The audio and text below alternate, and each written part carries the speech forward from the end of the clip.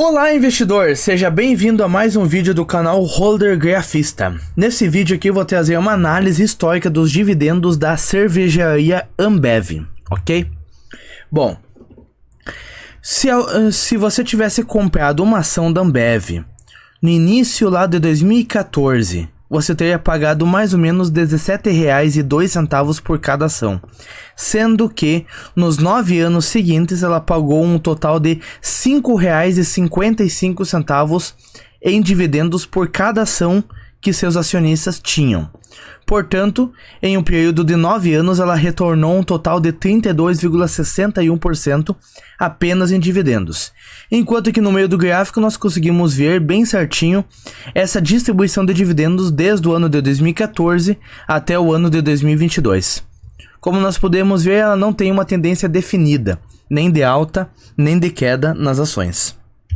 Bom, como nós podemos ver, uma média de dividend yield que ela teve durante esse período aí foi de cerca de 3,6%. O que é o dividend yield? É basicamente o total de dividendos que ela distribuiu no período selecionado em relação à cotação que as suas ações estavam.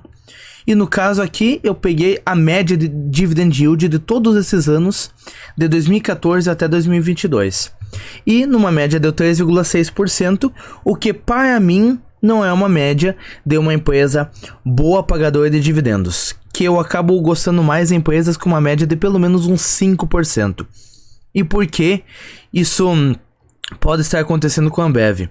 Talvez porque o mercado precifique ela com uma segurança muito maior em relação às outras empresas, e por isso deixa ela um pouco mais cara. Ou seja, precifique ela a mais vezes a quantidade de lucros do que ela gera do que as outras empresas, ou simplesmente seja porque a empresa distribui um payout baixo em relação ao lucro que ela gera, o que não é o caso na Ambev, ok?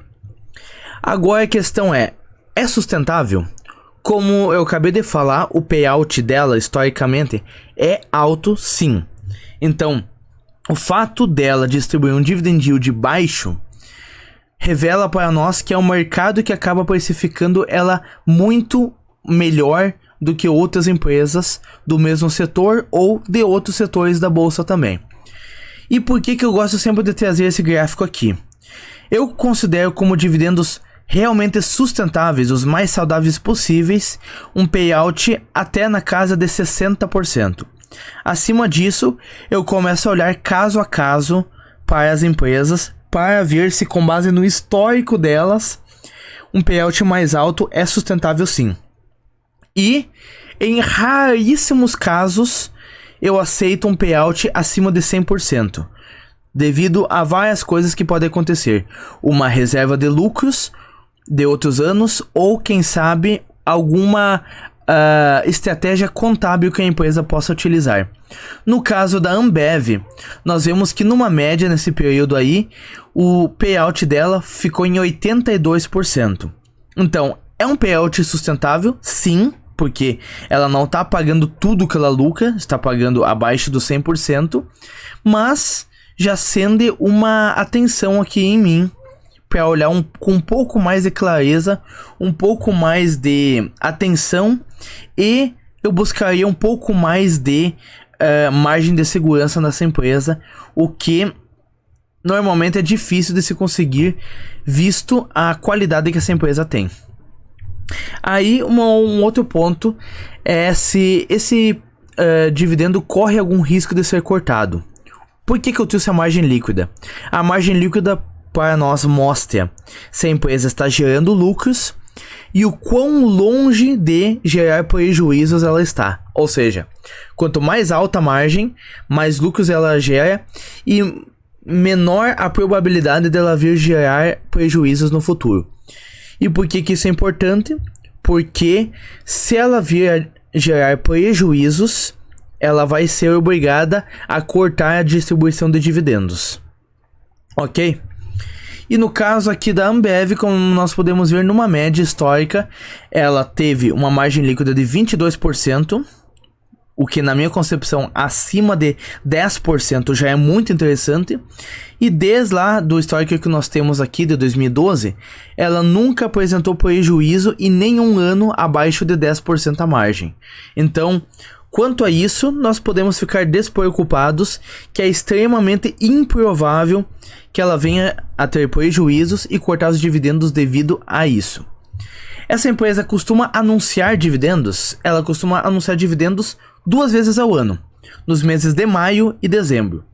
Então, portanto, é altamente provável que o anúncio dela coincida com a época do ano em que você vai ter que ter as ações para ter o direito de receber, ok?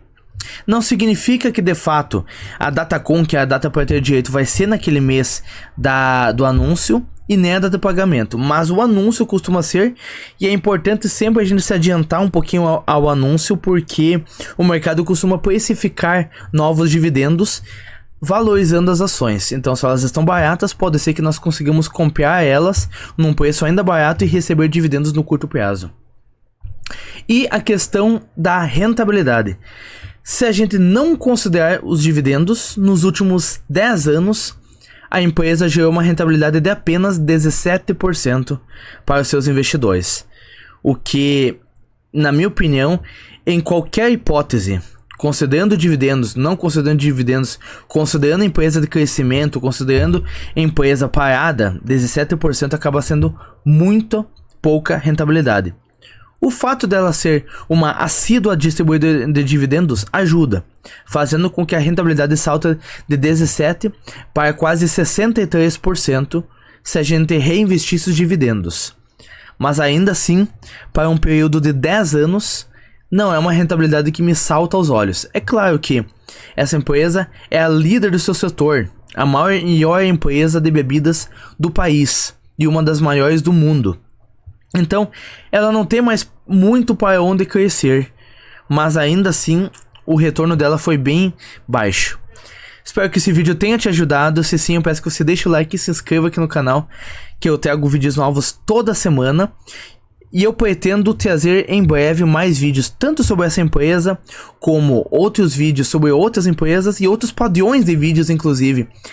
Em breve eu planejo voltar a trazer uns vídeos curtos, direto ao ponto, com os preços tetos de várias empresas, que eu tenho certeza que vários de vocês estão muito interessados que eu traga esses vídeos logo, ok? Muito obrigado por ter assistido até aqui, até o próximo vídeo, valeu!